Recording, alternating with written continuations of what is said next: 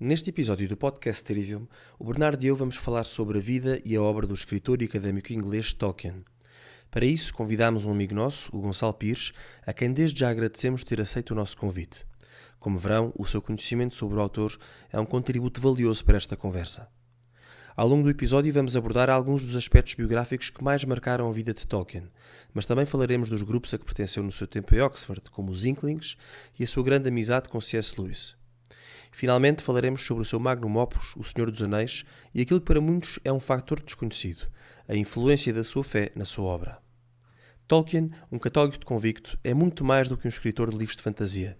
É alguém que, acreditamos nós, através da sua criação e imaginação, conseguiu e consegue transmitir a todos os que o leem as grandes verdades acerca do homem. Esperemos que gostem.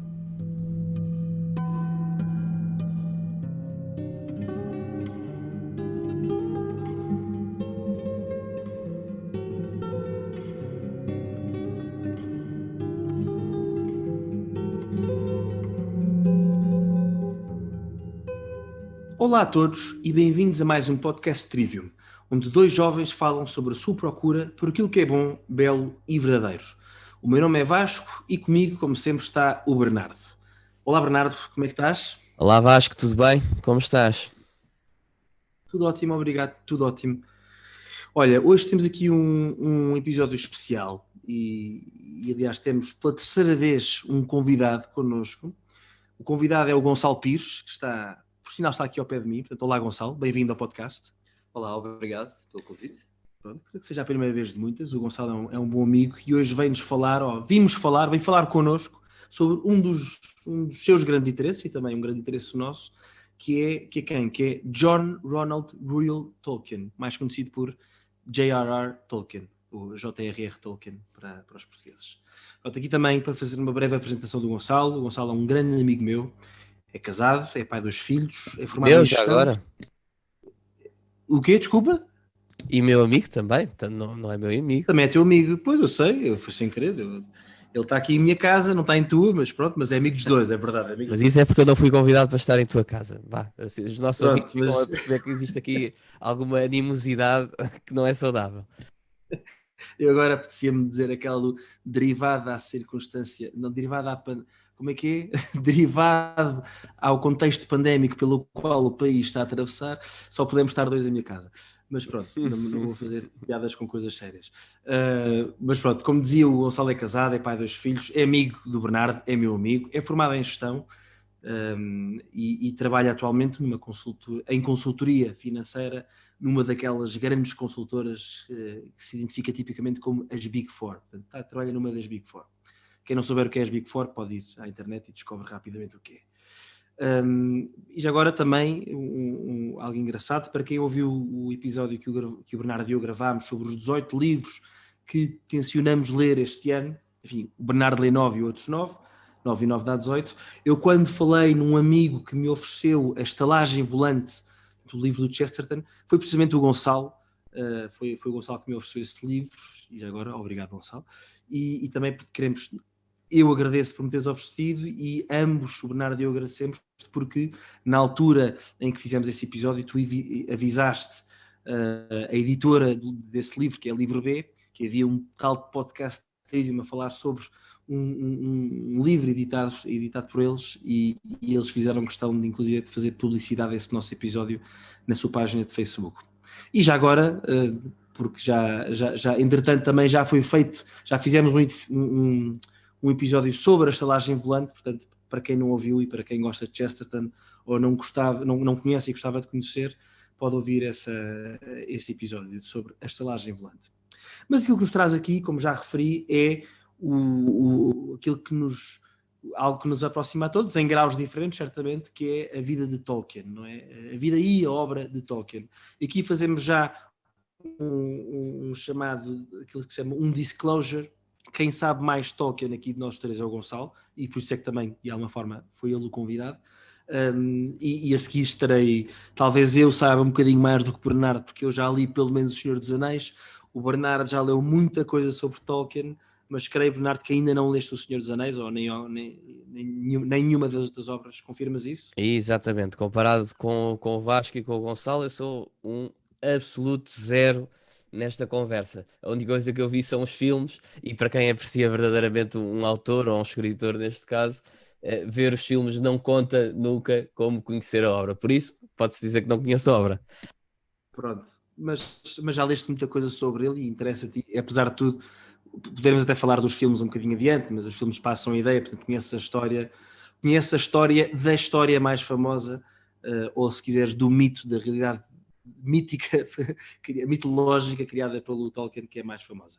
Mas pronto, esta introdução já vai um bocadinho longa e eu não queria deixar de contar aqui um pequeno episódio engraçado, precisamente que li numa biografia de Tolkien, que é interessante, porque Tolkien, de facto, uma vez mais, Tolkien e a sua obra são de alguma forma controversos, porque parece que meio mundo venera Tolkien e outra metade do mundo despreza-o, não é? E é engraçado que em 1997, portanto, há coisa de 24 anos, a cadeia inglesa de livrarias Waterstone fez um inquérito aos seus clientes para saber quais seriam os 100 melhores livros do século XX. Portanto, estamos em 97, portanto, final do século, quiseram fazer esse inquérito. E recebeu 25 mil respostas, que se pensarmos bem, 25 mil respostas a um inquérito para uma editora é considerável, né? Já um universo considerável. E dessas 25 mil respostas, 1949 optaram pelo romance 1984, de George Orwell, sendo que esse romance ficou em segundo lugar. O primeiro lugar, com 5 mil votos, ou seja, 20% da totalidade dos votos, foi atribuído ao Senhor dos Anéis de Tolkien. E já agora, em 19º lugar dessa lista, ficou o Hobbit, também do mesmo autor. O Hobbit, que é o livro que precede a trilogia do Senhor dos Anéis. E este episódio, não é, causou alguma frustração na comunidade intelectual inglesa, naturalmente, que desprezava a obra de Tolkien como sendo assim mera fantasia, uma coisa que não devia ser levada a sério. Não é? Neste podcast, aquilo que vamos discutir entre os três é precisamente porque é que a obra de Tolkien deve ser levada a sério, não é? E também, a par da obra, também a própria pessoa de Tolkien, que é uma pessoa muito interessante, não é? Muito interessante e que merece ser conhecida pelos homens de hoje em dia. Mas, sobretudo, a sua obra, que, sem dúvida alguma, merece ser lida por tantos quando procuram o bom, o belo e o verdadeiro. Mas comecemos aqui pelo princípio, e também já vai aqui uma introdução comprida, como aliás é já típico dos podcast Trivium.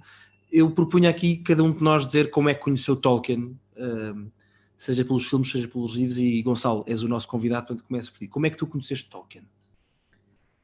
Eu conheci o Tolkien também pelos filmes, porque eu fui ao cinema sem saber o que era ver a Irmandade do Anel em dezembro de 2001, acho eu.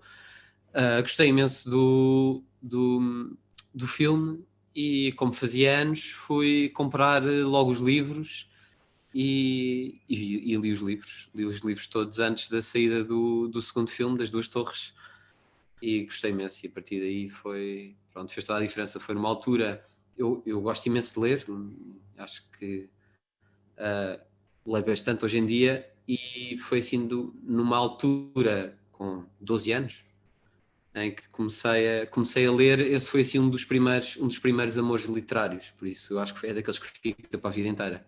E é interessante porque quando é normal, no meu caso não foi, já direi, mas é tipicamente normal que Tolkien entre na vida das pessoas quando são jovens. Tu em 2001, se não estou em erro, devias ter 12 anos, 12, não é? Sim, tinha feito. É engraçado, mas é uma obra que depois que permanece, não é? E eu já por acaso já conto a minha história, mas já agora, Bernardo, tu como é que conheceste Tolkien, não é? Portanto, viste os filmes também, mas se calhar conheceste ou aprofundaste Tolkien mais tarde, como é que foi contigo? Não, no meu caso foi parecido com o Gonçalo, tirando a parte virtuosa de ter conseguido ler os livros logo todos de uma vez. Eu basicamente tenho uma série de amigos, nos quais se inclui o Vasco e uma série de outros, que gostam imenso de Tolkien e que me falam de Tolkien a toda a hora, e que Tolkien é o maior, e que Tolkien isto, Tolkien aquilo. E da altura fui ganhando curiosidade, vi os filmes, mas não vi os filmes em criança, vi os filmes já não sei quando é que vi, mas vi já tipo, teria mais de 20 anos, certamente. Ou seja, foi uma paixão tardia. se pudermos dizer assim. E portanto, o meu contacto até agora foi com os filmes, sobretudo, e depois fui lendo muita coisa sobre Tolkien. Li uma carta que ele escreveu ao filho, que depois poderemos falar um bocadinho mais para a frente, e até comprei o livro das cartas do Tolkien. E basicamente é esse o contacto que eu fui tendo com ele. Não tem assim uma história tão interessante como a do Gonçalo. Então, mas afinal já leste algo da obra de Tolkien, porque as cartas dele constam no canon. Constam no canon, mas não é um livro, não é? Por assim dizer. Por isso é que Claro, não estava a contar com a carta. Bem, já agora também, resumindo, eu devo ter visto os filmes. Aliás, vi de facto na altura em que o Gonçalo viu também, portanto, no início deste século, mas infelizmente não adquiri os hábitos de leitura ao mesmo tempo que o Gonçalo. Eu só comecei a ler mais tarde, depois dos meus 20 anos. E o que acontece é que aquilo calhou mais ou menos na mesma altura em que saíam os livros do Harry Potter. Os livros e os filmes, mas sobretudo os livros. E de facto a minha paixão no início dos anos 2000 foi os Harry Potter. Portanto, eu li os Harry Potter todos de rajada e tinha um padrinho, o meu padrinho, que não é um padrinho meu, o meu padrinho tinha-me oferecido a trilogia do Senhor dos Anéis em francês, porque eu estudei no Liceu Francês, portanto falo francês, e também para aí o quê? Em 2001 ou 2002, e ficaram sempre na prateleira anos e anos e anos e anos. E pronto, eu gostei muito dos filmes que vi, mas a nível de leitura fiquei na minha adolescência fiquei pelo Harry Potter, ou Harry Potter, como dizem, até que finalmente, creio que com 24 anos, e já com algum ciúme de alguns amigos meus, entre os quais Gonçalo, que me falavam, não só ciúme porque liam muito, ciúme não, peço desculpa, inveja porque liam muito, e depois inveja porque não era só ler muito, liam coisas boas, e todos me falavam unanimemente do Senhor dos Anéis como sendo uma grande obra literária. Então ganhei coragem, e com 24 anos, eu, 23 a fazer 24, eu que não lia nada, pensei, pronto, é desta, vou à prateleira buscar os 3 livros, a trilogia do Senhor dos Anéis, e vou ler de rajada. E li pá, em 6 meses, e uma das coisas, um dos meus carinhos que tenho pelo Senhor dos Anéis e pelo Tolkien foi precisamente esta leitura que me relançou no hábito de leitura. Portanto, eu a partir dos 23, 24 anos que leio bastante, foi tudo porque li o Senhor dos Anéis e percebi que há algo de mágico na leitura, e portanto Tolkien teve esse efeito em mim. É o efeito de mostrar que há histórias que merecem ser lidas, e que ler essas histórias faz-nos bem. Relançou ou lançou? Vou dizer que lançou, porque mesmo na minha adolescência quase tudo o que li foi por obrigação. Os Harry Potter são uma exceção. Mas o Harry Potter também leste em francês, por isso é que estavas a dizer Harry Potter.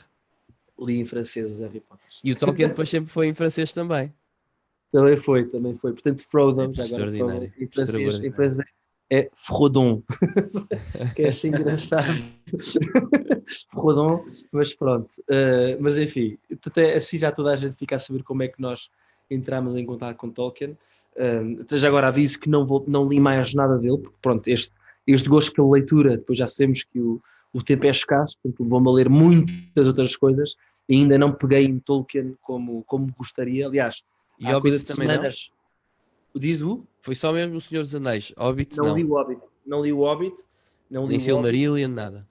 Pronto, e estava agora a dizer que há coisa de semanas comprei o Silmarillion, mas faz parte, e comprei em inglês já agora, e faz parte de um projeto que tenho, que é de ler Silmarillion, depois Hobbit, depois a trilogia, que no fundo seria a ordem cronológica de seguida. Portanto, ainda me faltam os outros 4 livros, portanto o Hobbit e a trilogia falta-me ter esse em inglês, mas tenciono lê-los de seguida e na língua original. Mas pronto, enfim, já toda a gente agora sabe como é que nós entramos em contato com Tolkien, mas agora temos isto aqui estruturado, bem, minimamente estruturado, temos muitas coisas que queremos falar, mas vamos começar por falar sobre a pessoa de Tolkien e ter aqui algumas notas biográficas. Aqui peço também a ajuda do Gonçalo, que tem isto mais presente, Diz-nos aqui, diz-nos a nós e a quem nos está a ouvir, de onde é que ele nasceu, a família dele, aspectos importantes e relevantes que depois terão muita influência no resto da sua vida. Sim, claro. Então, o Tolkien nasceu naquilo que agora é a África do Sul no fim do século XIX, 1890. Apesar de ser inglês, a família era inglesa, estavam lá situados porque o pai era banqueiro e tinha sido alocado àquele sítio. Mas ainda muito, muito novo, voltou à Inglaterra, numa altura que eu acho que coincide com a morte do pai. Passados uns anos, também, portanto, morre a mãe, depois de um processo complicado. A mãe, quando volta para a Inglaterra, começa num processo de conversão à Igreja Católica, que é uma coisa que é muito mal aceito pela família. É uma coisa curiosa, eu não tinha muito esta noção de que a conversão fosse assim uma coisa tão disruptiva na família. Ou seja, do anglicanismo para o catolicismo. Sim, exatamente. É uma coisa que foi muito mal vista ao ponto de não ser recebida pela família. E foi uma coisa que marcou, porque naquela altura, perder o pai, que era o sustento financeiro da família, mas eu só obrigado a trabalhar, dava umas explicações de francês, de latim, mas dava basicamente para sobreviver. E depois ficou com uma doença degenerativa qualquer, não sei, uma coisa qualquer dos pulmões, tipo tísica, aquelas coisas que se morre no Dostoiévski. Febre tísica. E pronto, e acaba por morrer. Mas isto é uma coisa que depois é relembrada pelo Tolkien diversas vezes nas cartas. Vê-se que foi uma coisa que foi marcante no crescimento. Ele tinha um irmão. E nessa altura, a Inglaterra foi assim, uma altura turbulenta da vida dele, porque foi, por um lado, ela tinha um padre amigo, o padre Morgan, que viria a ser o tutor dos rapazes, talvez Tolkien, mas também havia uma tia onde tiveram a viver, mas não se adaptaram muito bem, enfim, e tiveram aqui um bocado de um lado para o outro sem era nem beira.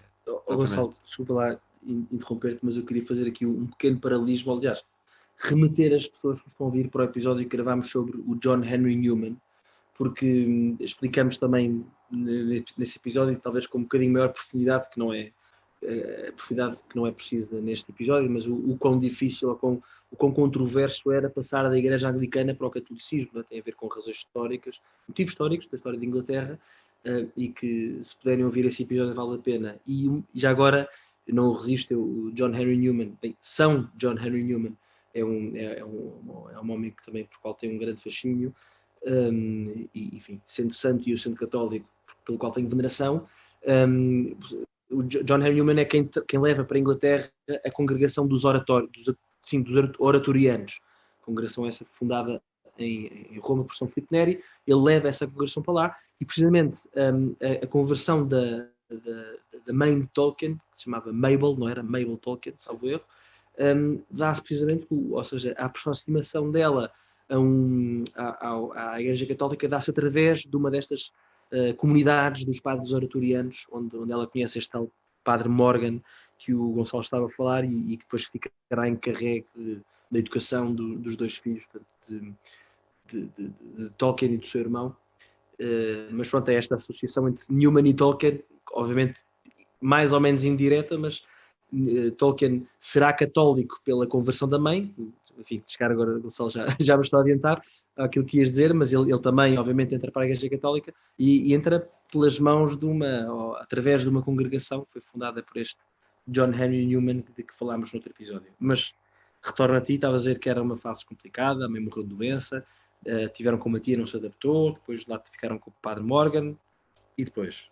Sim, assim, mais uma coisa importante aqui nesta fase de adaptação, uma nova realidade, tem a ver com os sítios onde tudo isto ia ocorrendo. Estamos situados em Birmingham, que era uma cidade altamente industrial, e quando fomos uma cidade industrial na Inglaterra, nesta altura, muita poluição, coisas sujas, um sítio que não é de todo agradável para viver. E houve uma parte da infância que foi vivida neste cenário urbano e depois outra em que foi vivido num cenário muito mais rural, também nesta zona, conhecida por Warwickshire, cá de ser nos arrebaldes, um cenário muito mais bucólico, muito mais agradável, que depois também vai ter pelo menos todos os especialistas ou as pessoas que escrevem sobre Tolkien ressalvam como uma coisa que lhe ficou muito, muito marcada, a importância que ele dava à natureza versus a máquina do desenvolvimento. Algo que depois é também muito visível no Senhor dos Anéis, não é? Ou seja, a diferença entre o Shire, não é?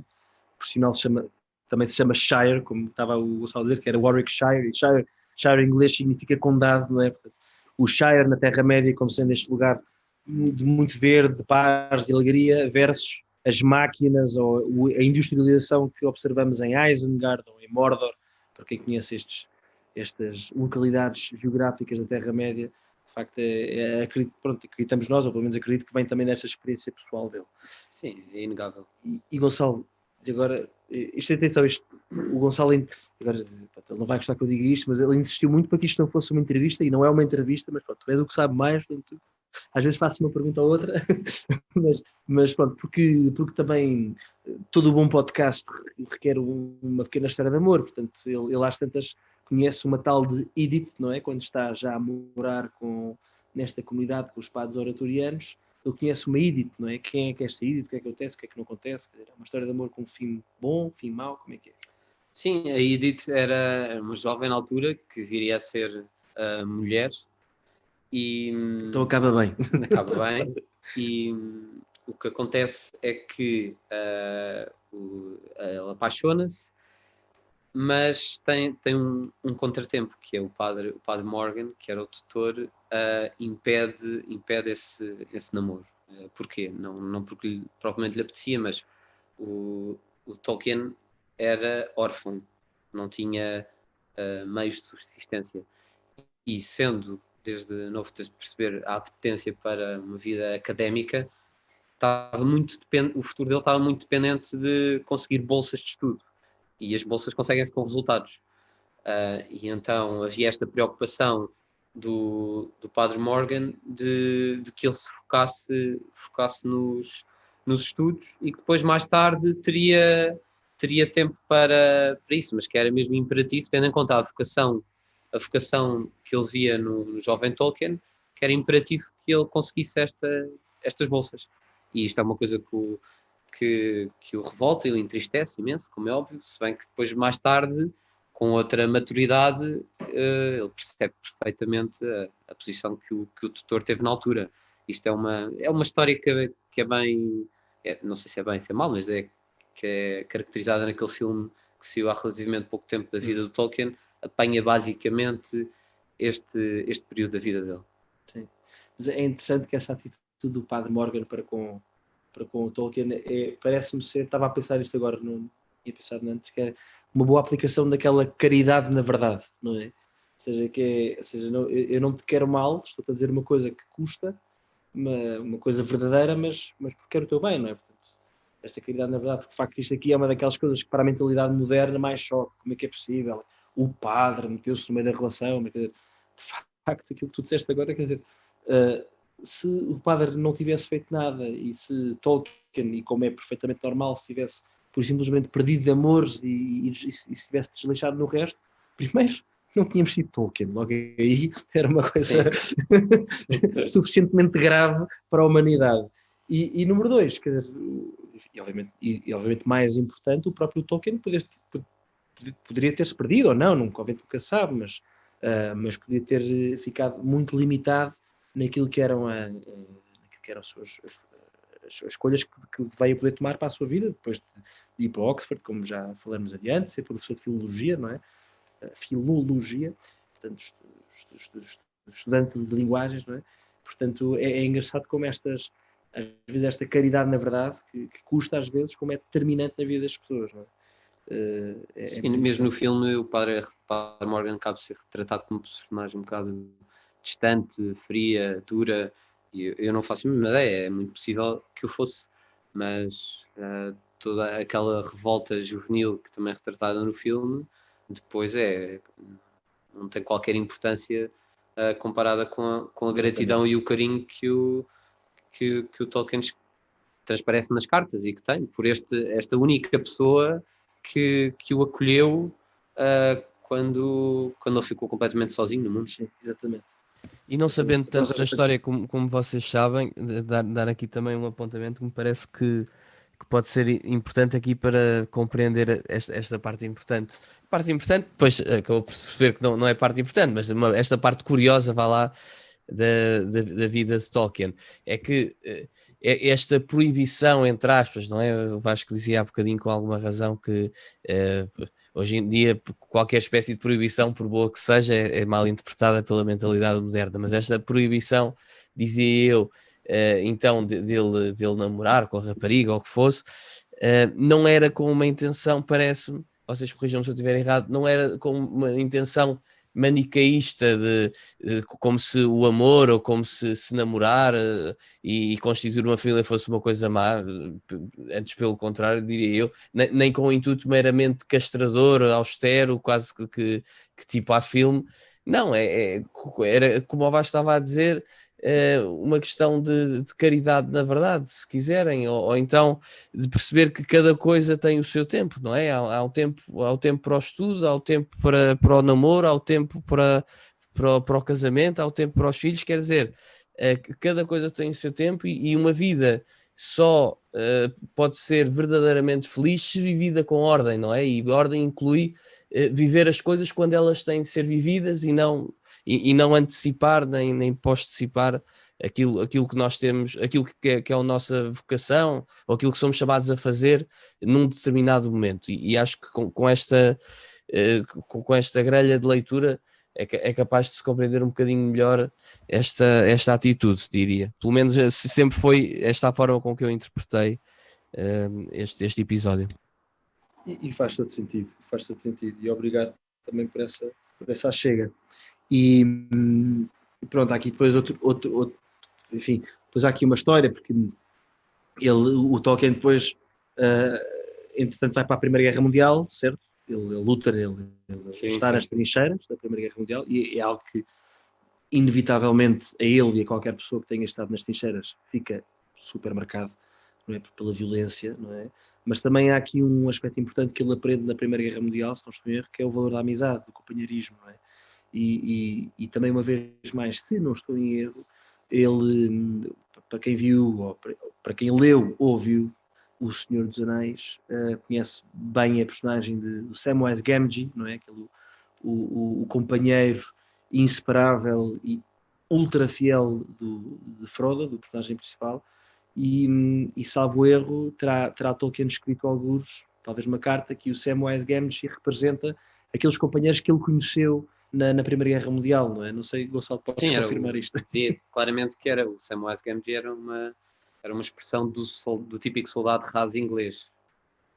Que é um grande elogio à humildade. O Sam para mim é das minhas personagens, se não for a minha personagem preferida, é das mais, daquelas que me é mais queridas, porque lá está, é a simplicidade, é a humildade, é a fidelidade, é a obediência, é tudo. No fundo é um personagem super virtuoso, mas depois também com as suas pequenas quedas, porque depois também quer comer, e depois também quer voltar para casa, e depois quer aquilo que é bom, e depois quer voltar para casa porque se quer casar, enfim. É um personagem com o qual me identifico muito. Mas também, só para terminarmos aqui a história da Edith, que tem piada, porque eu queria que me confirmasses, Gonçalo, se é que te lembras, que depois, acho que é depois da Primeira Guerra Mundial que ele se casa com ela, certo? Sim, exatamente. Pronto, e quando ele regressa, o que é que acontece? Regressa, já passaram aqui alguns anos, a reencontrar, eu já não lembro bem do contexto, mas basicamente ela está noiva, e pronto, isto é um choque quando eles se reencontram, e o que constatam é que é para avançar, e então ela rompe o noivado, coitado do outro desgraçado, e acaba por casar com o Tolkien. Exatamente. Portanto, lá está. Isto tinha que ter uma boa história de amor e esta acaba bem. E pronto, entretanto, ele vai para Oxford, não é? E lá torna-se professor de filologia, como disse há bocadinho. Portanto, filologia, uma vez mais, é o estudo da língua, das linguagens, não é? E em Oxford, no fundo, que se vai começar aqui o seu processo de imaginação, processo imaginativo, não é? De desenvolvimento dos seus mundos, dos mundos que ele cria, no fundo. Mas antes de irmos ainda para a sua criação, acho que era bom falarmos sobre as amizades que ele cria em Oxford e dos grupos que ele cria em Oxford. Aqui o Gonçalo é uma pessoa privilegiada para falar sobre isso, porque foi há um ano e meio? Não, foi Natal, mas foi Covid ou foi depois? Foi antes. Foi antes de Covid, pronto. Então foi há quase 2 anos. Um ano e meio, exatamente. O Gonçalo foi a Oxford com a sua mulher, inclusive mandou-me um vídeo a mim dele entrar no pub onde Tolkien e alguns amigos se reuniam, não é? Portanto eu peço aqui só que expliques um bocadinho alguns dos grupos em que ele participou, porque essa coisa dos grupos é muito interessante. É de longe o mais interessante. Aliás, o filme que está a falar, que é assim mais acessível às pessoas, acaba por perder muito porque porque não apanha esta parte que é de longe a mais interessante e a mais fértil da vida, por causa desta questão da amizade, estás a dizer, e que já lá vamos, e da questão académica, e onde ele começa a escrever. O processo criativo é sempre mencionado que já vem de trás, desde pequeno, que gostava de inventar umas línguas, e que depois também no tédio das trincheiras na Primeira Guerra, que também se ocupava a escrever e a partir das línguas criava mundos e personagens para as habitar e não sei o quê. E eu acredito em tudo isso, mas a consolidação daquilo que vem a ser a obra, ou as partes mais importantes da obra, nascem claramente no grupo de amigos e também no meio profissional, porque esta questão da filologia, da linguística, é uma coisa essencial, sem dúvida. Depois tens também esta paixão pela Idade Média, ok? Que eu acho que também que é um bocado daí que vem o desprezo por tudo aquilo que é a valorização da literatura hoje em dia, ou no último século, também parte sempre por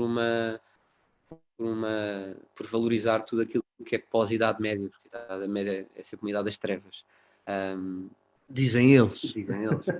Mas pronto, para o Tolkien não era, e acho que está mais do que provado para quem estuda estes assuntos que não é. E finalmente aqui a questão da fé, que foi uma coisa que se foi mantendo. Nós não temos muita informação sobre isso, sabemos sempre que ele acaba por permanecer católico, mas acabamos por não existe assim, provavelmente um diário espiritual que nós consigamos acompanhar. Mas vê-se que foi alguém que foi crescendo na fé, ou preocupado em ter uma catequese na medida daquilo que foi o desenvolvimento intelectual, ou seja, não é uma coisa que ficou com a mãe e que ficou simplesmente por teimosia, e pronto, isso já vamos ver. Já falaremos sobre a fé um bocadinho mais adiante, porque, ou seja, apesar de ele não ter feito, não há nenhum, como dizes, não há nenhum diário espiritual que ele escreva, mas ele menciona a sua fé em uma série de cartas, mas já falaremos adiante, e é importantíssimo que falemos, porque é uma coisa e não é só porque temos aqui os textos católicos, mas é uma coisa que muita gente não faz sequer a mínima ideia.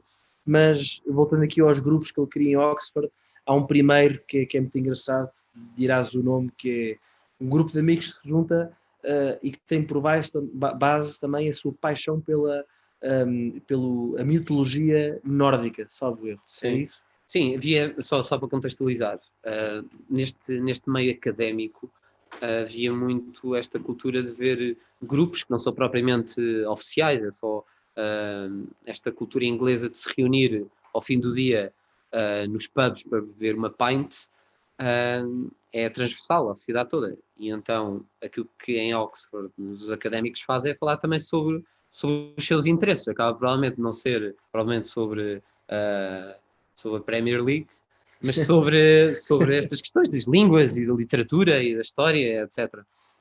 E então iam-se arranjando assim vários grupinhos, alguns que iam sendo mais mais constantes, outros menos, e aquele que ficou assim para a história como aquele onde se juntou estes dois vultos, que é Tolkien e C.S. Lewis, eram os Coldbiters, que era um grupo, isto é tão nerd, tão geek, de estudo de ou análise de literatura ou contos em islandês antigo.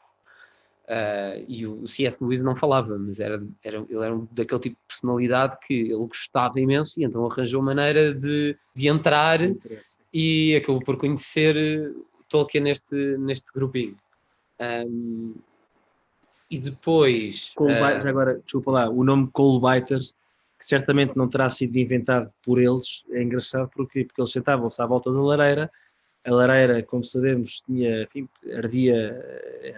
carvão, né, que ardia. Carvão é coal, biters vem de trincar, bite, portanto eram aqueles que trincavam o carvão porque estavam sempre em torno da lareira, daí o nome de coal biters. De tão frio que está, que se juntam à volta da lareira. E de cima falar sobre contos mitologia islandesa antiga. Exatamente, também é um tema bastante frio, pelo menos para mim.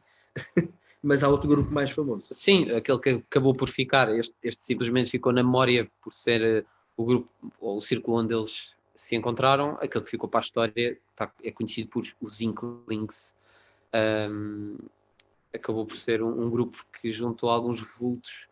Eles são bastante conhecidos, outras personalidades.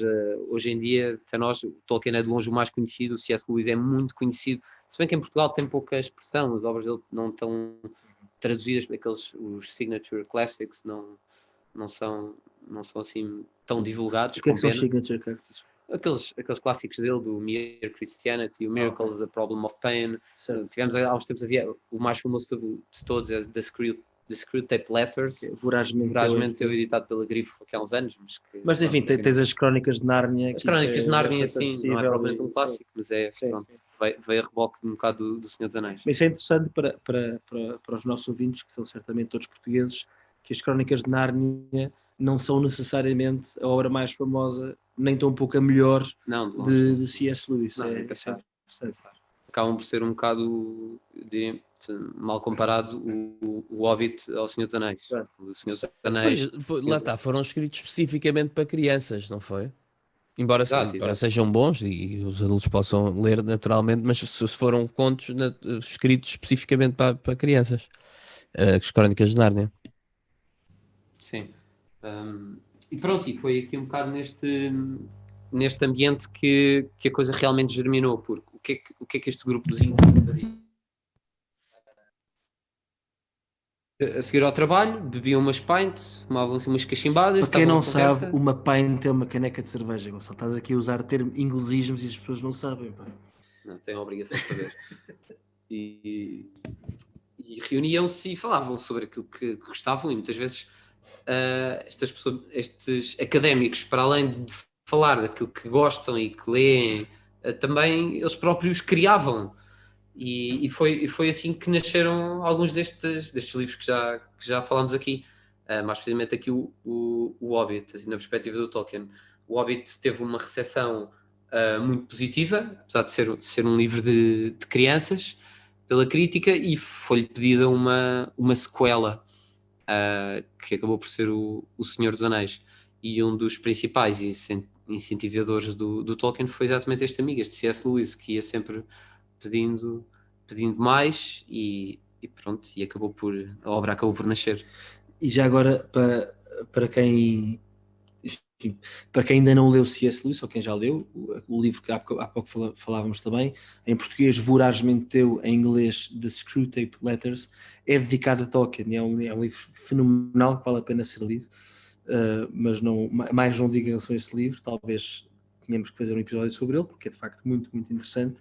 Mas C.S. Lewis tem também uma relação, certamente para C.S. Lewis, ainda mais especial com Tolkien, porque a própria conversão, portanto, C.S. Lewis era um ateu, converte-se não ao catolicismo, mas enfim, podemos dizer ao cristianismo, converte-se especificamente ao anglicanismo, e a partir de uma conversa que tem com Tolkien e com mais uma pessoa cujo nome sempre me esqueço. O Hugo Dyson.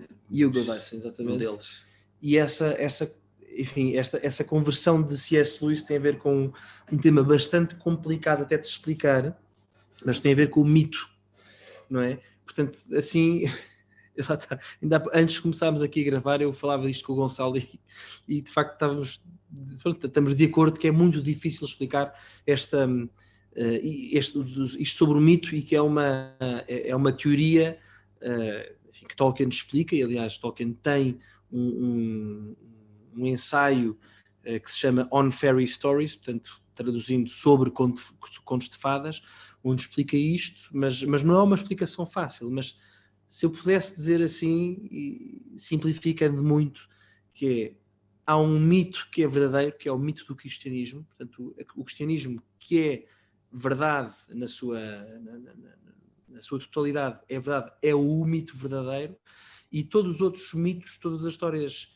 míticas são como que um reflexo, se quiserem, deste primeiro mito verdadeiro. Pronto, basicamente seria isso. E por isso é que também podemos pensar, se quiserem, nos mitos pré-cristãos, não é? Todos conhecemos as histórias mitológicas de Homero e de Virgílio, como sendo tanto os pré-cristãos como os pós-cristãos, como sendo reflexos deste mito verdadeiro que é, se quiserem, para qualquer cristão, a história da sua redenção. Portanto, que é a encarnação, a morte, a ressurreição, a paixão, a morte, a ressurreição e a ascensão de Jesus Cristo, não é? E isto quer dizer o quê? Quer dizer que C.S. Lewis apercebe-se disto. Porque, obviamente eles eram apaixonados pela questão do mito, e certamente C.S. Lewis teria uma intuição de que os mitos, as histórias mitológicas pelas quais ele se apaixonara e que o fascinavam, tinham algo verdadeiro. E ele, certamente por graça de Deus, faz esta associação desses mitos com o mito verdadeiro, que seria o mito cristão. Pronto, isto... Gonçalo, se quiseres acrescentar aqui alguma coisa. Não, há uma coisa que eu acho que é bastante representativa desta ideia. Há um daqueles filmes épicos do tempo dos nossos pais que é sobre a história da história da encarnação, a história de Jesus, que é, o título é, se eu não me engano, a maior história de todos os tempos, qualquer coisa assim do género, em que revela exatamente isso. É uma história, neste sentido de que é um mito, é uma narrativa, e que é verdade, e que é a maior de todos os tempos. E essa é a ideia por trás do mito verdadeiro. Como é que se faz a ponte aqui para os Inklings, ou para o mundo fantástico do Senhor dos Anéis? No fundo é aquilo que Tolkien chama uma subcriação. Deus cria o mundo de determinada maneira, e nós, criaturas, neste caso Tolkien, acaba por assemelhar-se ao seu criador ao replicar exatamente a mesma coisa noutra medida, num formato que nós chamamos arte, mais especificamente em literatura. Ou seja, vai criar um mundo que é nele próprio completamente original, mas que as regras básicas são exatamente as mesmas. A verdade é exatamente a mesma. A verdade com V grande. A beleza, tudo aquilo que é a justiça, é exatamente igual, sem ter lá embrenhado sequer referências a Deus ou uma religião, porque não há necessidade disso. Para ser uma criação verdadeira, tem que falar exatamente dos mesmos temas, sem utilizar esses nomes. Isso é muito interessante o que estás a dizer, porque há uma carta que Tolkien escreve, creio que é um editor, um tipo chamado Milton Waldman, e em que explica, no fundo, faz assim um resumo de toda a sua criação literária naquilo que tem a ver com o Silmarillion, o Hobbit e o Senhor dos Anéis. E ele começa por falar sobre a paixão que tem pelo mito, não é? E ele diz que, obviamente, faz uma referência a um mito famoso, que é o mito arturiano, não é? Das histórias do rei Artur, em que, pela qual, obviamente, ele terá alguma admiração, mas que diz que a grande falha do mito arturiano é o facto de a religião cristã ser tão explícita, não é? E ele diz que, estava a dizer agora o Gonçalo, que era, aquilo que ele acha, não é? O mito não deve ter referências, deve ser totalmente original ao ponto de não ter referências explícitas à religião, mas deve ter, no entanto, enfim, o que o Gonçalo acabou de dizer, não é? Deve ter como é que eu ia dizer, no pano de fundo, deve ter as verdades morais, no limite das verdades de fé, daquilo que ele acredita, e ele é, para todos os efeitos, ele é católico, não é? Mas é muito interessante esta questão do mito. Eu acho que podemos agora, talvez, avançar até mesmo para o Senhor dos Anéis, que para todos os efeitos é aquilo, enfim, que nós conhecemos melhor e que as pessoas que nos estão a ouvir conhecem melhor, sobre a relação que tem o Senhor dos Anéis com a própria fé de Tolkien, não é? E aqui há uma coisa que gostava até de lançar aqui, e lançando, provocar, e eu estou aqui a abrir um livro que tenho, uma biografia que tenho aqui do Tolkien, que é muito interessante, que é numa carta que Tolkien escreve a um amigo, por sinal é um padre, não é o padre Morgan que falávamos há pouco, mas é um padre Murray, exatamente, de quem ele era muito amigo, salvo erro era jesuíta, penso que era jesuíta, escreve esta carta, Tolkien, ao seu amigo padre, diz assim: é claro que O Senhor dos Anéis é uma obra fundamentalmente religiosa e católica, facto que começou por ser inconsciente, mas que se tornou consciente durante a revisão, não é? E é muito interessante que ele diga é inconsciente, porque lá está, porque ele nunca procura alegoria, já agora, portanto, ele nunca procura ou seja, aquilo que quando vemos as Crónicas de Nárnia, o leão Aslan, certo? É assim o nome dele? Assim, o leão é claramente uma alegoria de Deus. Em Tolkien não encontramos alegoria, não fazemos uma associação direta entre o personagem ou entre o lugar e algo que esteja contido noutra história, ou noutro mito, ou na realidade. O que encontramos em Tolkien é sobretudo o simbolismo, né? E há bocado, Gonçalo, também disseste há bocado uma coisa muito interessante sobre o simbolismo, não sei se queres dizer, agora não te lembras. Não, ou seja, que a alegoria, a associação é sempre direta, mas que o simbolismo, precisamente, é simbólico porque dá a várias interpretações, sim. Não é? Sim, isso era, estávamos há bocado a falar, era que Tolkien em várias referências diz que não gosta da alegoria, não é uma coisa que o repulsa um bocado, mas a obra é profundamente simbólica. Qual é que é a diferença entre o simbolismo e a alegoria? A alegoria é uma representação direta, uma coisa explícita, ok? E o simbolismo não, o simbolismo é muito mais amplo, ou seja, há ali uma representação de uma verdade ou de uma narrativa, mas que não é necessariamente direta, ou seja, pode ter várias interpretações. É isso, e eu acho que o facto de ser mais amplo é muito interessante, porque imagino eu não sou escritor, mas quando um escritor escreve uma alegoria, imagino eu que diga, pronto, eu vou criar este personagem, e este personagem é suposto ser uma imagem ou uma interpretação direta desta outra pessoa ou desta outra personagem, pronto. Enquanto que o simbolismo, a pessoa escreve a sua história, escreve o seu mito, e como diz o Tolkien, ele escreve no fundo uma história que é religiosa e católica, escreve de forma inconsciente, mas que depois acaba a sonar consciente quando revê. E este padre Murray, às tantas, refere a Tolkien que associa um personagem, não vale a pena agora explicar quem é, que é Galadriel, associa essa personagem, que é uma mulher, à Virgem Maria.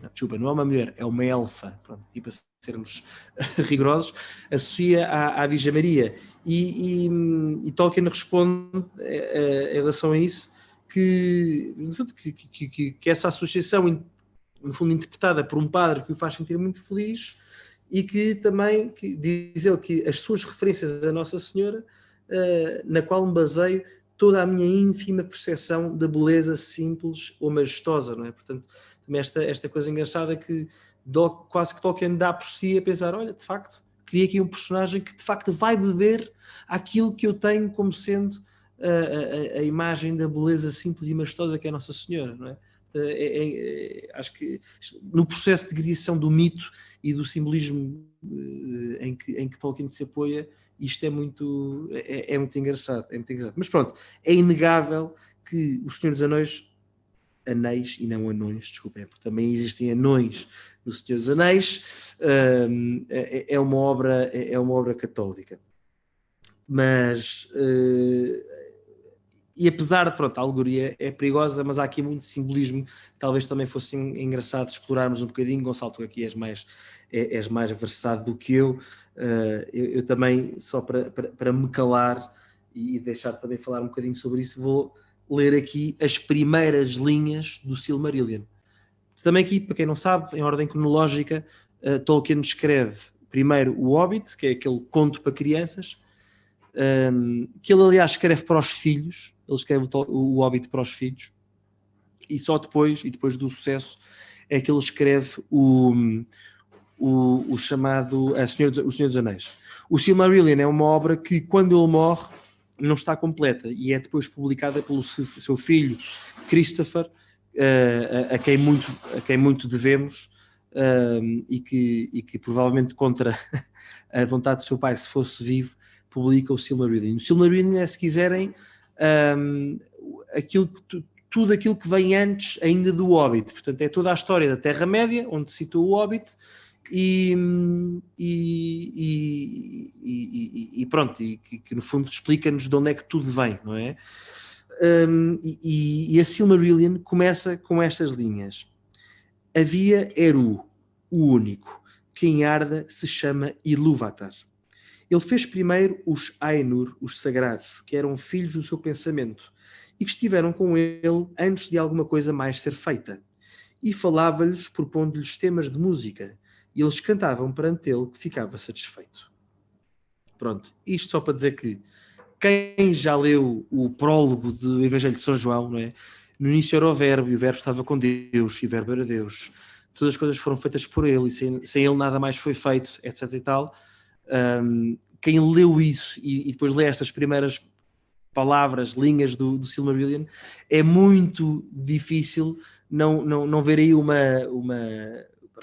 paralelismo. Não digo um paralelismo, porque paralelismo seria alegoria, mas pelo menos ver ali uma influência forte, uma inspiração fortíssima, porque é claro que aqui, quer dizer, como é que é dizer? Tolkien não está a reescrever o Gênesis ou o prólogo de São João. Tolkien está a iniciar uma criação mitológica, não é? E de facto, isto aqui é uma divindade superior que cria outras divindades. Portanto, não é para todos os efeitos um Deus que tem um filho unigénito e que cria outros anjos. Portanto, é diferente.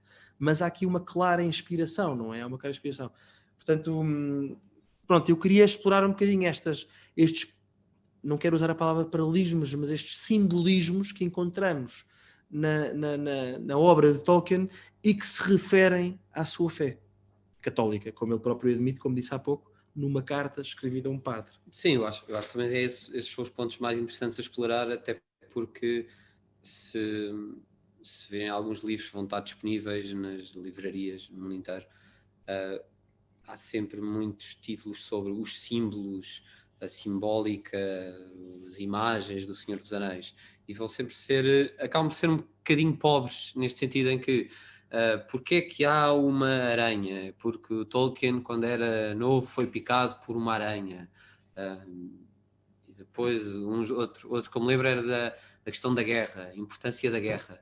Então, como a Primeira Guerra teve o início na Sérvia, na Jugoslávia, fica geograficamente, face ao mapa da Terra-média, fica também em sudeste, enquanto o Shire fica nordeste, que é onde fica a Inglaterra. Todas estas coisas são exatamente muito mais perto de uma alegoria ou de uma simbologia muito pobre, muito direta, muito geográfica, explícita até, não é? Deixa-me só, desculpa Gonçalo, eu sei que não é muito educado estar a interromper o nosso convidado, mas é que, uma vez mais, para quem não viu, para quem não leu O Senhor dos Anéis, e no limite também para quem não viu os filmes, o Tolkien, para além da história, criou, e para além até de língua, ele era filólogo, e ele próprio criou línguas. Ele tem várias raças, tem os elfos, ele próprio criou uma linguagem para os elfos. Mas para além de tudo isso, da obra literária, se quisermos, ele também criou um mapa geográfico da Terra-média. Se calhar as pessoas às vezes não têm noção. E desenhos e tudo. Agora, desenhos, exatamente. Agora, para além do novo filme ou série da Amazon, sim, há também, viu uma nova edição do Pictures, que são desenhos que ele fez destes cenários. Eu creio que as primeiras edições dos livros dele, pelo menos do Hobbit tenho quase certeza, as capas eram com desenhos deles. Portanto, ele é que desenhou as capas, ele para além de filólogo, académico e de escritor. É uma coisa muito inglesa isto. O que o pintar-se? O pintar, não é? Não sabia. Sim, para as artes. Mas pronto, isto que o Gonçalo estava a dizer da localização geográfica, é porque ele também tem mapas, ele próprio desenhou um mapa da Terra-média, mas lá está, ou seja, esta questão do Sudeste e do Nordeste, Sudeste estão os maus, que é a Bósnia, e Nordeste estão os bons, que é a Inglaterra, são coisas demasiado forçadas, não é? Que empobrecem o simbolismo da obra, não é? Sim, tem muito mais a ver com, eu acho, aquilo que ele dá a importância é muito mais de fundo, mais a subida e a queda. Há um termo que até foi ele próprio que, eu acho que foi ele próprio que cunhou da eucatástrofe. Ou seja, temos a catástrofe que nós já conhecemos. Por acaso não temos temos estados de emergência e de calamidade, não temos estado de catástrofe. Não dês ideias. Que é basicamente quando as coisas numa história, lá está, num mito, estão a correr mal, é a questão de queda, e que depois há o reverso da medalha, é uma coisa que é comum a todos os fairy stories, como ele diz, não é? Que é tem sempre que, ou acabam necessariamente em bem, catástrofe, ter um final feliz. Creio que o prefixo eu em grego significa bem, não é? Portanto, vamos assumir que sim, agora não... É verdade, é bem ou bom. Pronto, então, tanto que eutanásia é eutanatos, morte boa. Olha, que não corresponde exatamente não àquilo que corresponde significa, mas isso fica para outro podcast. Mas aqui o prefixo eu efetivamente refere-se a bom, sim. Sim. Deixar claro que somos contra a eutanásia. Malta depois vai fazer assim um clipe de 2 segundos e meio de ti a dizer que catástrofe é como eutanásia, que é morte boa, e depois és acusado de ser a favor da eutanásia, mas não. Desculpa. Mas é isso, catástrofe é uma boa, não sei o que quer dizer catástrofe, por acaso, podia ter feito esse trabalho de casa, mas vamos imaginar ou assumir que catástrofe é um momento repentino, não é? E catástrofe é um momento repentino bom, não é? Portanto, pronto, e de facto, e isto, tu, Gonçalo, estavas a falar sobre isto porque o Senhor dos Anéis tem uma catástrofe, não é? Portanto, tem esta questão no fim, parece que está tudo a ser... bem, não é bem no fim, porque o momento da catástrofe é quando o anel tem de ser destruído, e já podemos falar um bocadinho sobre isso, e de facto há ali um momento em que o detentor do anel, o tal Frodo, ou Frodon em francês, de repente não quer destruir o anel, e seria para toda a Terra-média uma fatalidade, mas depois há um evento que acontece, um momento, e torna-se, essa catástrofe torna-se uma catástrofe, porque aparece um bicho chamado Gollum a atacar o detentor do anel e pronto, e que cai no fogo da montanha do Mount Doom, como é que se diz em português? Monte da Condenação, e finalmente é destruído o anel. E até isto é importante sobre a questão da providência, porque este Gollum que do nada aparece para atacar Frodo quando ele está no sítio onde pode destruir o anel, é até um elemento da providência, porque Gollum é uma personagem, enfim, um pouco ambígua ao longo da história, mas que no final se revela uma personagem completamente ruída pelo mal, e muitas vezes quando vamos lendo o livro pensamos, porque é que eles não dão cabo já deste tipo?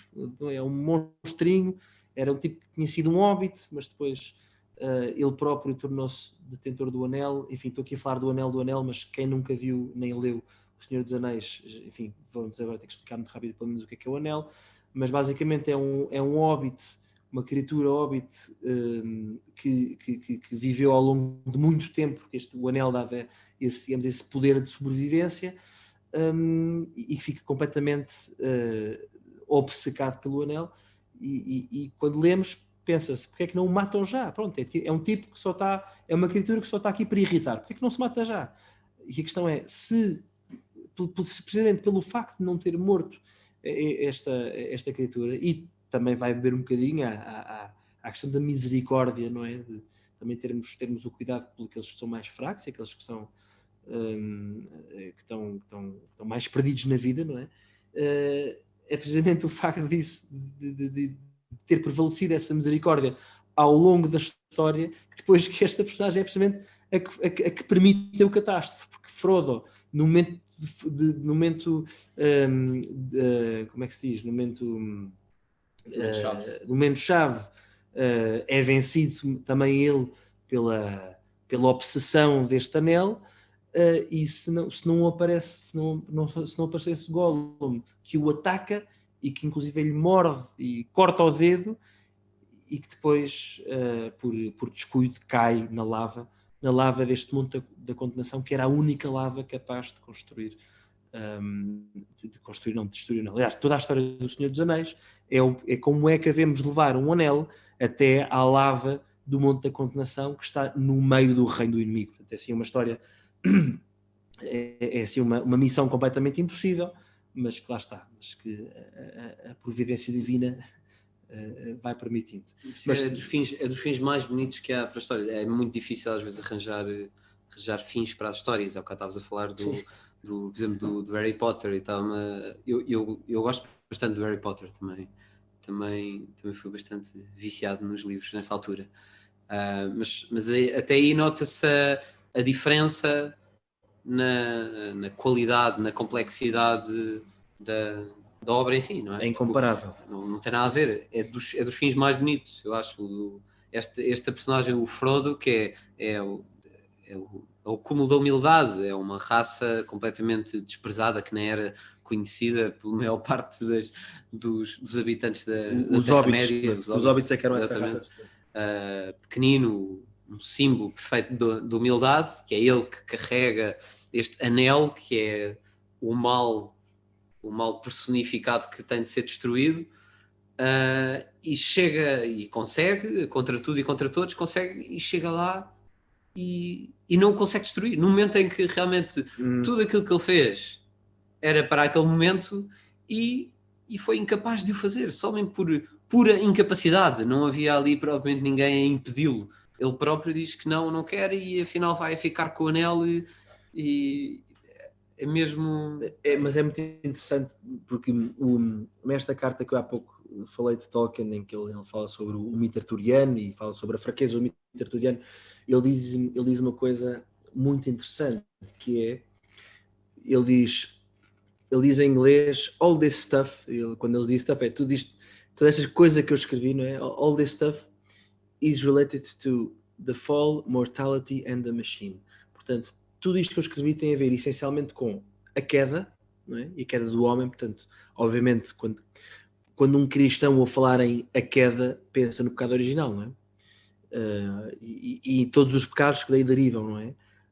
A morte, não é? De facto, a morte também é um tema, porque ele cria uma raça que é imortal, que são os elfos, cria uma raça que são os homens, que essa sim é imortal, e os elfos, que são imortais, invejam os homens, a raça humana, pela sua morte, que é uma coisa muito interessante. Invejam, não é? De facto, e porque, obviamente, porque a morte dos homens depois também os leva para um outro mundo que não é, para todos os efeitos, não é descrito, pelo menos creio eu que não é descrito. É uma mansão de manos, é muito vago. É muito vago, mas acreditamos, pronto. Podemos pensar, enfim, não temos que pensar nada, mas que há uma vida para além da morte, e os elfos, não é, invejam o homem porque pode morrer, não é? Portanto, também há a queda, a morte, e depois da machina, a máquina, não é? É aquilo que também que o Gonçalo já referenciou há pouco, que é este não sei se podemos chamar um ódio obsessivo de Tolkien para com esta industrialização maciça que descaracteriza tudo à sua volta, não é? Que descaracteriza não só a terra geográfica onde essa máquina se implanta, como é o caso real de Birmingham e como são os casos e dos fortes de guerra também, e dos fortes de guerra também, dos aviões e tudo aquilo que ele vê a acontecer. Ele viveu a Primeira Guerra e viveu a Segunda também. E viveu a Segunda, tal e qual. Portanto, ele diz que isto são assim, nesta carta, diz que basicamente tudo isto tem a ver com a queda, a morte e a máquina. E lá está, e a queda também, até neste, como dizia o Gonçalo, neste personagem do Frodo, que é o cúmulo da humildade e do sentido de missão, porque é impressionante vermos como é uma personagem que se sabe pequenino, mas que aceita o seu fardo e que não anda constantemente, se quisermos, a partilhar o seu fardo com os outros. Não, aceita-o como seu, não é? É aquela lógica do quem quiser seguir-me, toma a sua cruz, não é? Dia após dia e siga-me. O Frodo é aquela imagem que aceita a sua cruz, mas quando chega ao derradeiro momento é incapaz, falha, incapaz. Falha, eu acho que é o que distingue, por exemplo, do mito, estavas a falar do mito arturiano. Ele falha, não é? E distingue do Harry Potter ou do que quer que seja. E isso é que é profundamente verdadeiro. Quando se fala, estamos para aqui a falar de verdade, o que é isso, a verdade? É isso, pá, é isso. A malta falha. Eu acho que isso é essencial. Faz toda a diferença. Mas a GIC, lá está uma vez mais, estamos aqui a falar sobre a história do Senhor dos Anéis e vemos que não há, quer dizer, não há, eles não rezam, eles não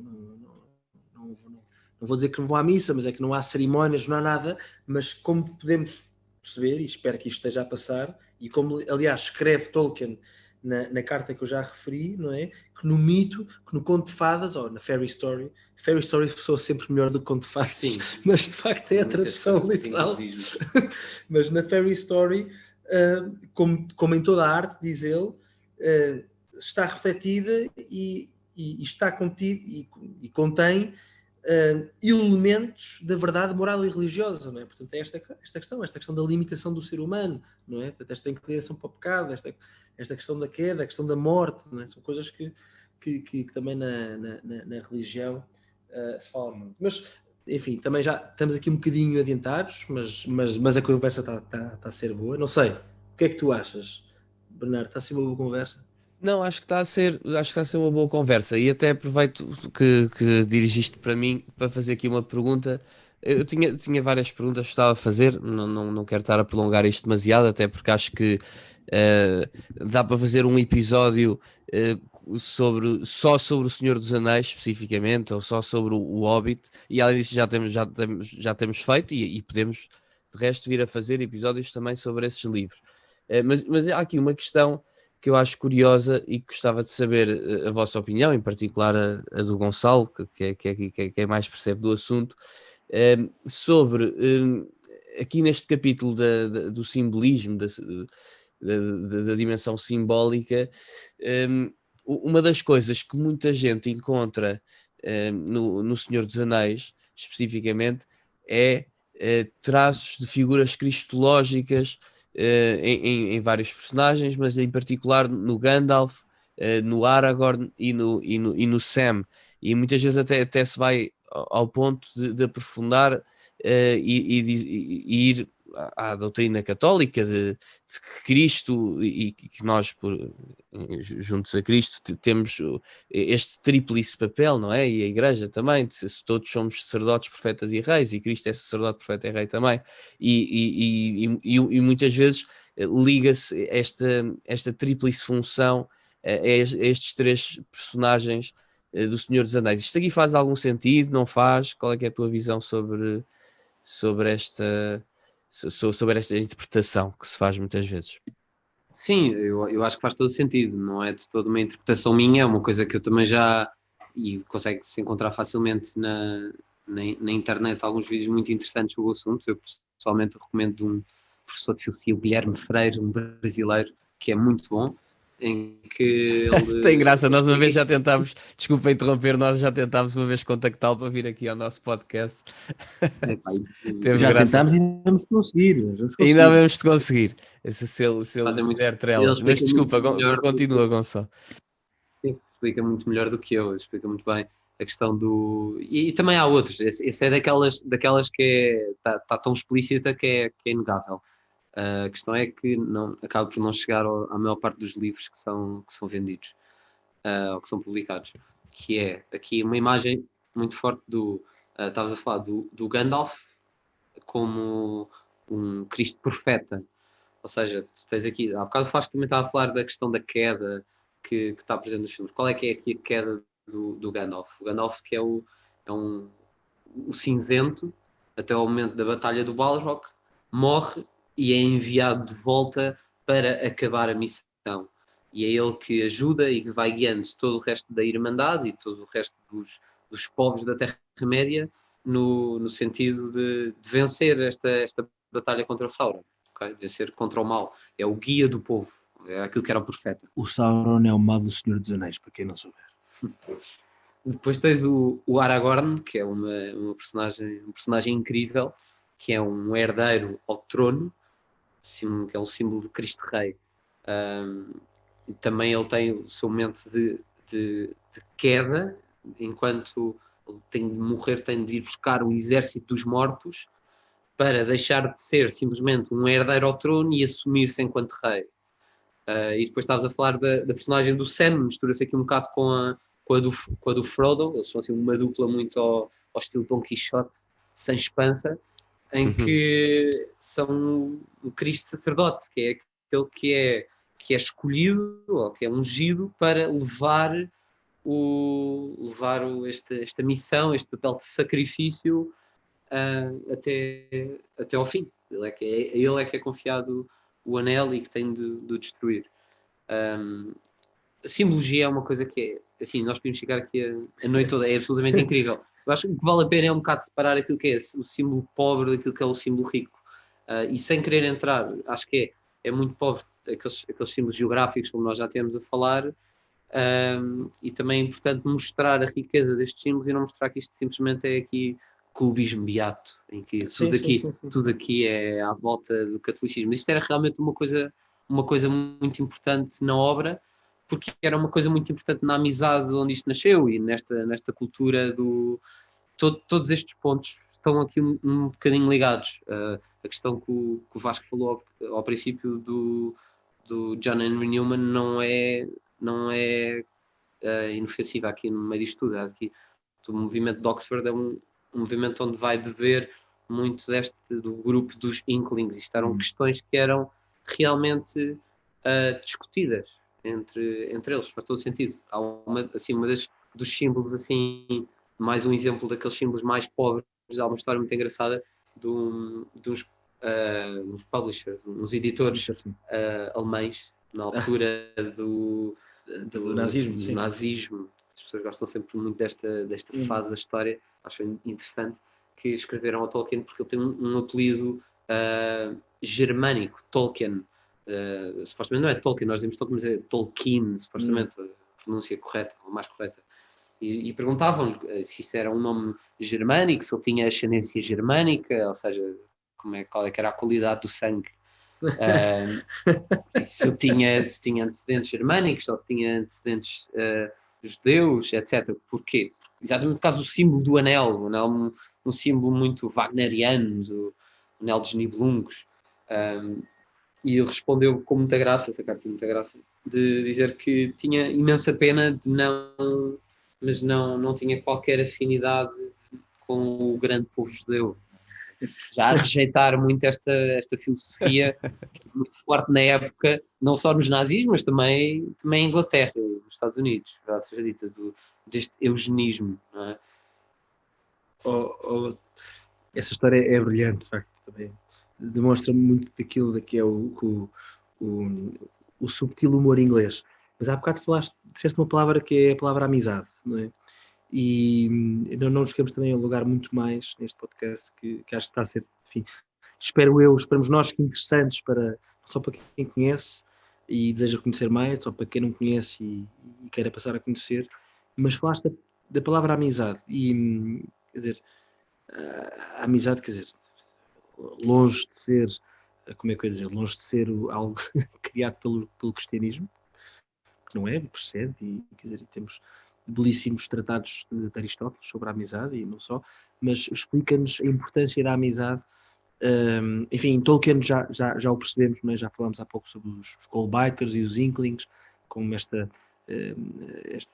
conjunto de pessoas onde havia verdadeiras amizades, em que no limite até puxavam uns pelos outros, mas falam-nos da amizade no Senhor dos Anéis e o quão importante ela é.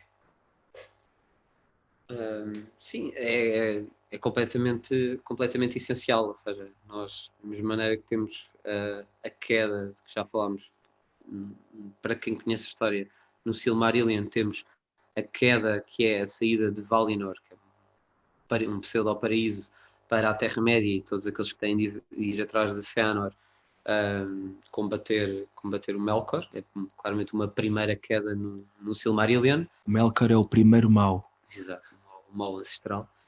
Depois temos uma segunda queda, que já é mais conhecida para toda a gente estar no Senhor dos Anéis, que é a maldição de Isildur. Que é o Isildur foi o primeiro que cortou o anel da mão do Sauron isto é a história que aparece logo no princípio do filme, basicamente. Tem que ir destruir o anel e não consegue. É exatamente aquilo que acontece ao Frodo no fim.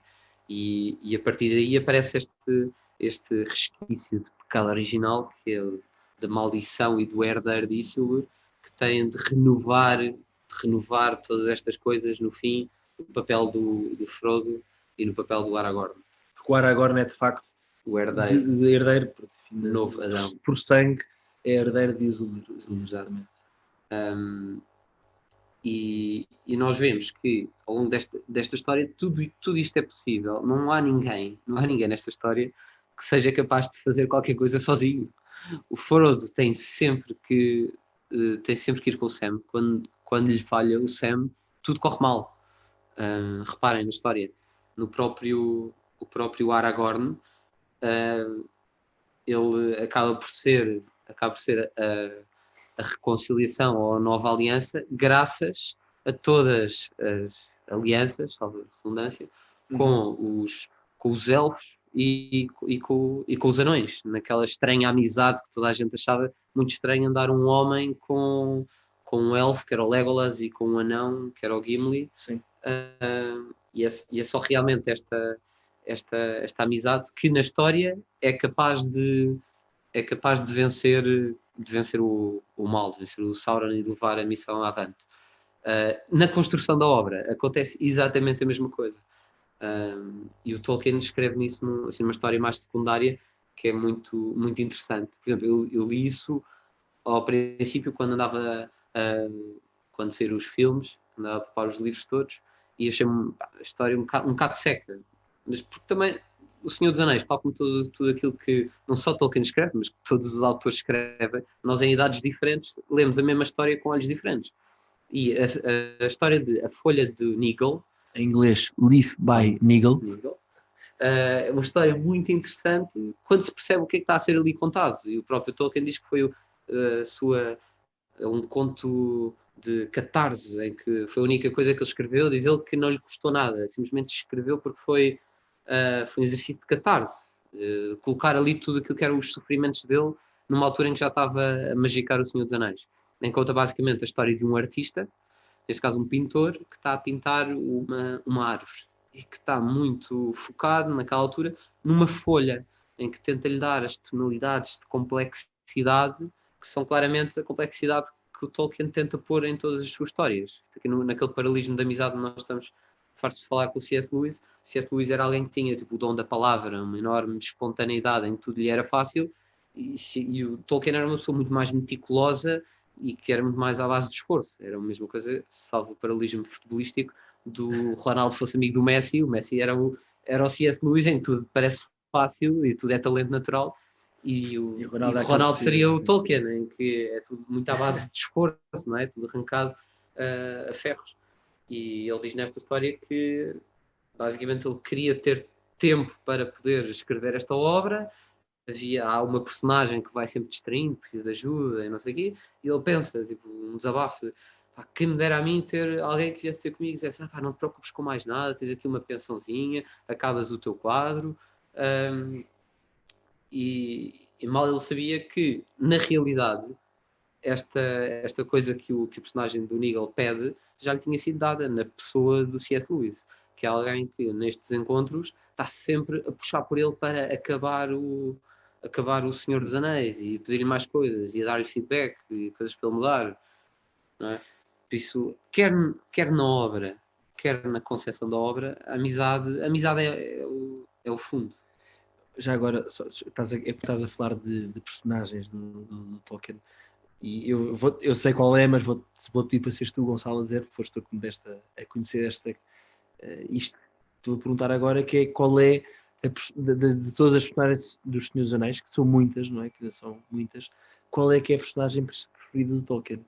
Que é algo que, quando te fizeste a pergunta, eu não adivinhei logo, porque pronto, e sobretudo para quem só viu os filmes, é algo que não se fala, que é uma personagem que talvez seja retratada de uma forma menos digna ou menos enfim, pronto, é menos explorada em termos de personagem nos filmes do que é nos livros. Sim, mas mesmo nos livros eu diria que ninguém adivinha, porque é tão secundário. Sim. que eu diria que ninguém se lembra. Toda a gente diria, esta é uma boa pergunta para quiz. Quem é que a personagem do Senhor dos Anéis que Tolkien mais se identificava? Era o Faramir, que era o irmão do Boromir. No fundo é ali um número 2 que ele diz que o Tolkien diz nessa carta que todos os seus personagens são personagens corajosos, e ele dizia que não se via enquanto uma pessoa corajosa, mas que se tivesse que escolher um, revia-se mais neste Faramir, não é? Alguém que tenta simplesmente cumprir o seu dever e dar o seu melhor e reza para ter tomado a decisão certa. O Faramir é um personagem que tem um dilema. Quando lhe é oferecido, ele recebe, no fundo, tem a mesma tentação do irmão Boromir de reclamar o anel para si. O Boromir tenta e cai, e o Faramir resiste, não é? Exatamente. Bom, acho que não podemos alongar aqui muito mais, mas eu queria terminar aqui com uma questão e uma provocação também para os nossos ouvintes, que é, Gonçalo, diz-nos porque é que uma pessoa, independentemente de ser católica, independentemente de gostar ou não gostar de ler, independentemente de gostar mais de um género literário ou de outro, porque é que é importante toda a gente ler Tolkien? Porque é que devemos ler Tolkien? Olha, porque é que devemos ler Tolkien? Se achares que devemos ler Tolkien, quer dizer, estou aqui a partir de um pressuposto. Deixaste o nosso amigo nervoso. Concordamos. Quer dizer, não nervoso, mas é assim, Tolkien sobreviveu ao teste do tempo, que é o teste que é dado a todos os clássicos. O Vasco começou por falar daquela sondagem em que irritou muito. Na altura era uma espécie, aquela sondagem que o Vasco falou, é uma espécie daquela sondagem que houve aqui em Portugal do qual é que era o maior português de todos os tempos, não é? Sim, salva a comparação. E que irritou imenso, não é? Ainda por cima em Inglaterra, que é tem pano para mangas, não é? Tem essas obras absolutamente incríveis. E ganhar o Senhor dos Anéis é quase uma vergonha para muita gente. Mas a verdade é essa.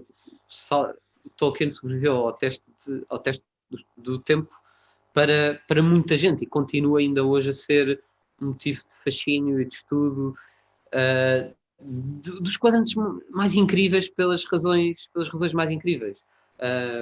Por exemplo, havia aqui a questão nós líamos num sítio qualquer, dos hippies adorarem também o Senhor dos Anéis, mas por razões, se calhar, que não lembrariam ao diabo, não é? Completamente, eu não imagino assim, um estilo de pessoa mais diferente do professor de Oxford, John Tolkien, do que um hippie americano, não é? Se bem que hajam ali alguns pontos de concordância, porque realmente são puros, são verdadeiros, não é? Eu acho que esse é que é assim, o grande tema. O Tolkien não só ficou destacado nessa sondagem, mas, por exemplo, muita gente não sabe que esteve na shortlist para vencer um prémio Nobel de Literatura, por exemplo. Acabou por não vencer. Nesse ano venceu, acho eu, o senhor jugoslavo Ivo Andrić. Também muito merecido o prémio, mas a verdade é que se juntássemos todos os não Nobel, se calhar tínhamos um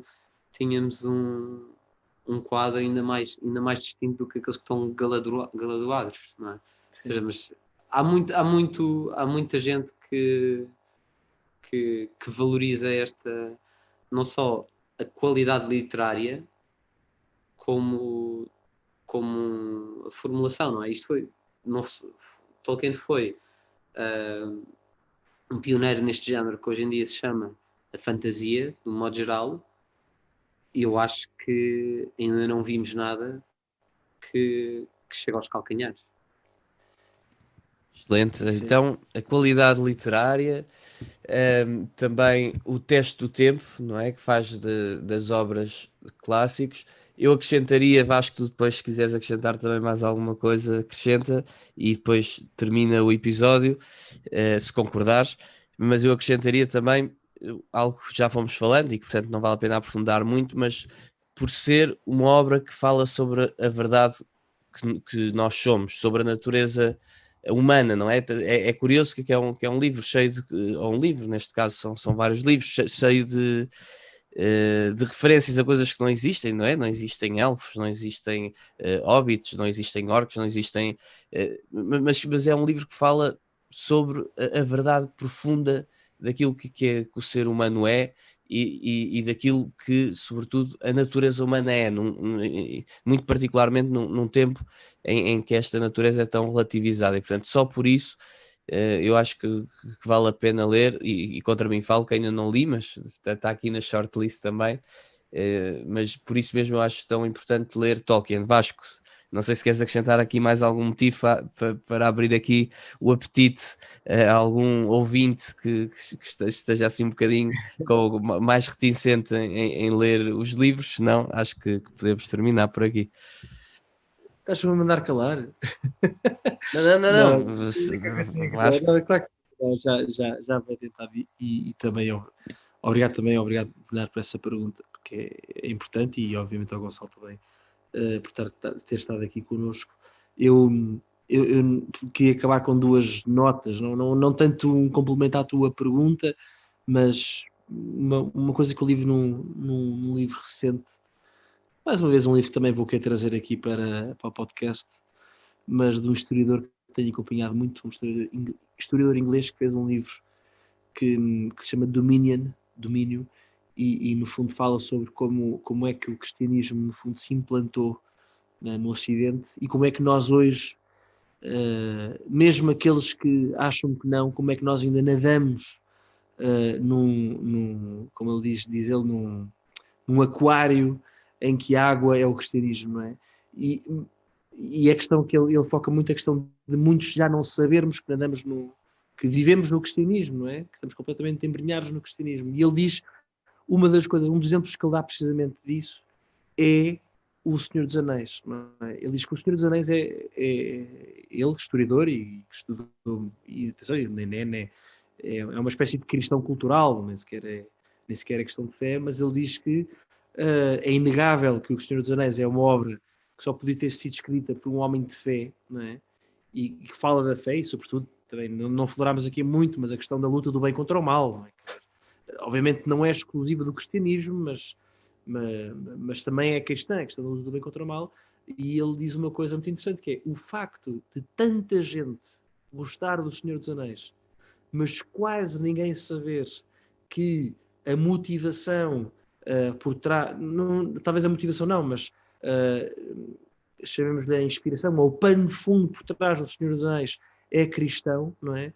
É sinal daquilo que é a nossa sociedade hoje em dia, não é? Que nós, mesmo não o sabendo, vivemos num mundo que é essencialmente cristão, não é? Obviamente cada vez menos, mas pronto, isso parece uma ideia muito interessante. Muito interessante. E acabo, só para acabar, agora, obrigado Gonçalo. O Gonçalo, por acaso, queria dizer uma coisa, que está aqui a levantar o dedo, e eu vou-lhe dizer uma coisa, e depois eu acabo com uma coisinha, e depois acabo com a nossa frase de sempre. Mas diz, Gonçalo. Não, queria só deixar, é uma coisa que eu gosto sempre de ouvir nos programas, algumas sugestões de leitura para aprofundar aquilo que tivemos aqui a discutir, e que acabam por não ser assim tão conhecidos ou tão divulgados nos temas. Neste ensaio que o Vasco falou do Unfairy Stories, o epílogo é uma coisa muito curtinha, é das coisas mais bonitas e das coisas mais importantes que o Tolkien escreveu, que o próprio considera. Ou seja, para perceber aquilo que a obra de Tolkien, é completamente essencial ler este epílogo do ensaio Unfairy Stories, que aparece nomeadamente num livro que encontram na Amazon, qualquer sítio, The Monsters and the Critics and Other Essays. Qual é que é a editora, já agora? A editora disto... Acho que é HarperCollins, não é? HarperCollins, exatamente. Depois é completamente essencial ler as cartas, que também conseguem encontrar facilmente. The Letters of J.R.R. Tolkien. É assim que se chama, não é? Exato. E uma biografia que eu acho que é assim das melhores, do Joseph Pearce, Tolkien, O Homem e o Mito. Essa encontram ainda disponível em português, era da Europa América, mas ainda está disponível em stock, assim, nomeadamente naquela livraria onde era a antiga Europa América, aqui na Avenida Marquês de Tomar, não é? Marquês de Tomar, sim. Na Marquês de Tomar e também na parede também há esta livraria. É um bom livro. Pronto. E isto, obviamente, para além do Hobbit, da trilogia de obra em si, claro. Pronto, tal e qual. Pronto, olha, obrigado, Gonçalo. Obrigado. Espero que não seja a primeira vez que venhas a este podcast Trivium. Sente-te sempre bem-vindo. Não seja a primeira vez, é certamente. Não seja a última Peço desculpa, vez. que não seja a última vez. Obrigado, já é tarde. Eu confesso também, temos aqui temos de estar aqui Espero que não numa seja a primeira vez, está muito bom. Quer dizer, se nós revelarmos aqui um pequeno segredo, efetivamente não é a primeira vez, mas pronto, essa história fica para um próximo episódio. Para uma próxima. Mas peço desculpa, estamos aqui uma cervejinha e eu estava aqui se calhar já um bocadinho confuso. Mas acaba obviamente agradecendo, e a ti, Bernardo, como sempre. Mas uma coisa muito gira, há bocado falámos do final do Senhor dos Anéis, mas é enganador, porque, sobretudo para quem viu os filmes, o final não é quando o anel é destruído, depois do anel ser destruído. Isto agora, para quem não lê os livros, vá ler, porque é curioso que ainda há muita história depois. Bem, não há muita, mas há alguma história depois. O regresso, por exemplo, o regresso ao Shire de Frodo, do Sam e de outros, aliás, e de outros dois grandes amigos, o Merry e o Pippin, que também não foram mencionados neste episódio, mas que é uma amizade espetacular de malta que gosta de viver bem, gosta de fumar o seu cachimbo e de beber a sua cerveja, que é algo com o qual eu me identifico pessoalmente. Mas quando regressam ao Shire, não é? Ao contrário do que é mostrado no filme, a coisa não é assim tão pacífica, não é? Há ali uma trama que vale a pena ler, não vamos agora dizer. Mas pronto, o final da história mesmo é quando depois o detentor do anel, portanto Frodo, tem que sair da Terra-média. Agora não vou explicar o porquê, mas é um final belíssimo, até muito melancólico, engraçado, mas é belíssimo. E o que acontece depois? O Sam, que é este amigo inseparável de Frodo, portanto, tem que ver o seu amigo partir, não é? Ele não sabia que ele tinha que se ir embora, mas pronto, lá se apercebe, vai-se embora, e depois regressa a casa, e agora não sei quais são as palavras ao certo, mas regressa a casa e põe a sua filha, às tantas já estava casado e ter não sei quantos filhos, e põe a sua filha ao colo dele, não é? Portanto, este regressar a casa e põe e coloca a filha, e pega na filha ao colo, não coloca a filha, pega na filha ao colo, e assim acaba um épico, uma trilogia, não é? Neste ambiente familiar. Eu acho que isto depois resume tudo, também muito a nossa vida, não é? Que todos ansiamos por um fim calmo, todos ansiamos por ter um filho ao colo, todos ansiamos por ter estas pequenas coisas que dão sentido à nossa vida, e de facto Tolkien, no meio deste épico, consegue acabar nesta nota tão familiar e tão bonita. Portanto, vão ler. Nós também temos que ir. Bem, eu estou em casa, o Gonçalo não está, mas certamente também tem que ir para casa, tem que pôr um filho ao colo, e vamos por isso acabar este episódio. Obrigado a todos que nos ouviram. E pronto, este foi mais um episódio de Trivium. Não se esqueçam de partilhar, de colocar like. Quando dizemos partilhar, é copiar o link deste vídeo, ponham no Facebook, ponham onde puderem pôr, mandem por amigos por WhatsApp. Quando dizemos subscrever, é carregar aqui em baixo, à direita na descrição, diz subscrever é encarnado, carregam lá. Quando dizemos like, é porque está assim um polegar para cima, carreguem no polegar para cima, e pronto, e vão continuando a divulgar. Nós temos estado a fazer isto com muito gosto, e queremos continuar, e obviamente também, na medida do possível, temos uma página de Patreon também. Patreon é para quem quiser apoiar financeiramente este projeto.